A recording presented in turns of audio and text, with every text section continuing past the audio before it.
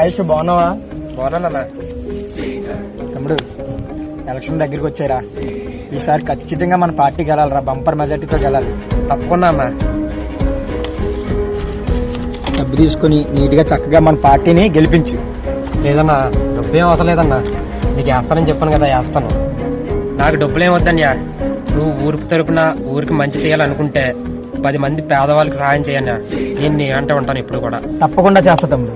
తప్పకుండా నేను గెలిపించుకుంటావన్యా. ఓకే, డబ్బులు ఏం అవసరం లేదన్యా.